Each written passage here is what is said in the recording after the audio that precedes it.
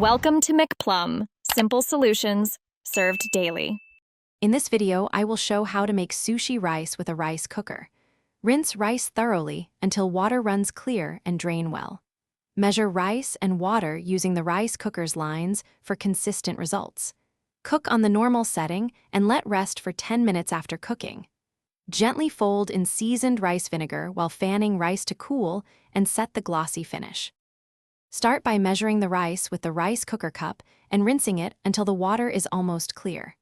Drain and add water to the cooker using the indicated line for the number of cups. Let the rice soak for 30 minutes when possible to improve texture, then start the normal cook cycle. After cooking, leave the lid closed and let rice steam for 10 minutes before seasoning gently.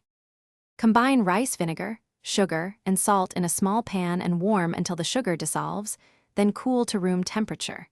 Transfer cooked rice to a wide bowl or hangiri and pour the seasoning over it. Use a cutting motion with a spatula to fold the seasoning in without squashing grains.